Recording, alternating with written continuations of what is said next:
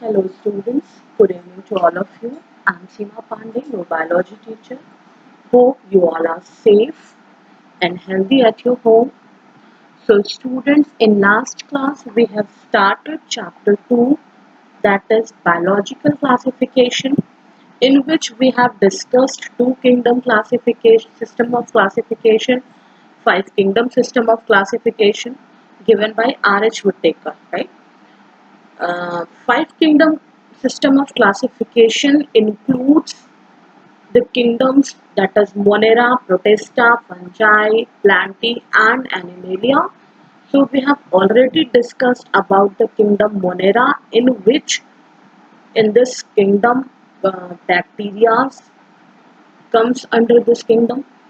So we have already discussed archaebacteria, bacteria, eubacteria, mycoplasma.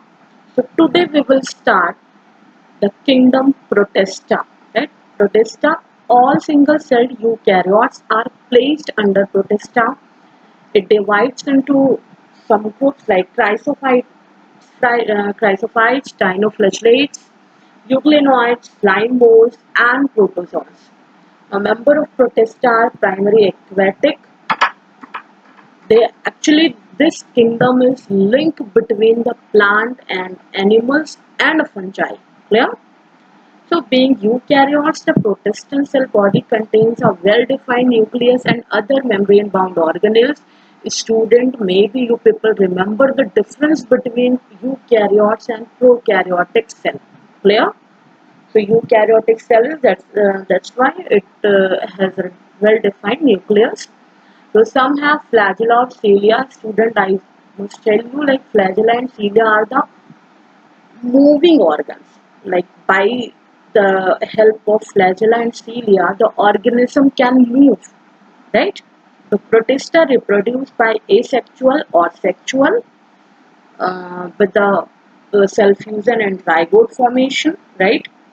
Asexually, fragmentation, binary fission, and sexually by cell fusion and zygote formation. Clear? So let's come to the first division of this protista. Chrysophytes, it includes diatoms and golden algae, also called as desmids. They are found in fresh water, as in marine water. Marine environment, what's the meaning of marine? Marine means the oceanic environment, means ocean water. Clear? So they are microscopic and float passively in water currents, planktons. What is plankton here? Which can float in the water, right? Which can float on the water surface. That organism is called as planktons. Clear? So most of them are photosynthetic. Photosynthetic, they can uh, make their own food. In diatoms, the cell was formed to thin overlapping shells which fit together as a soap box. So it is the structure of diatoms, right? The wall are embedded with silica and thus the walls are indestructible. So diatoms have left behind large amount of cell walls deposits in their habitat. Accumulation over billions of year is referred to as diatomaceous earth. Clear? So being pretty, this oil is used in polishing, filtration of oil and syrups. Diatoms are the chief producers in the oceans, right? Now dinoflagellates, these are marine and photosynthetic. You know the marine means living in the sea water or ocean water. Photosynthetic, they can make their own food. They appear yellow, green, brown, blue or red depending on the main pigments present in their cells.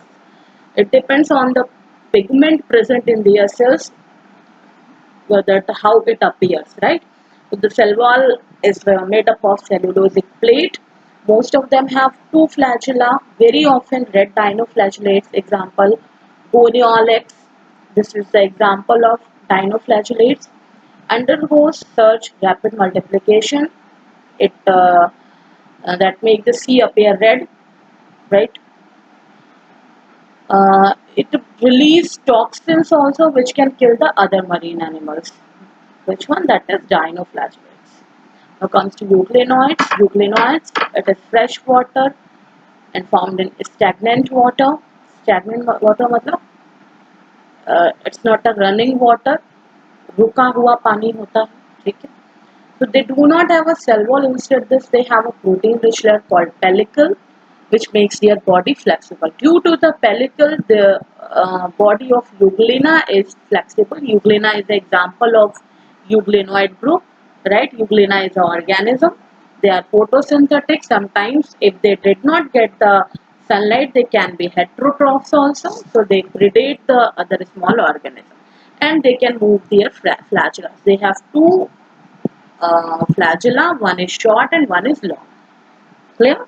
In the Euglena. Now comes to slime molds. They are saprophytic protists.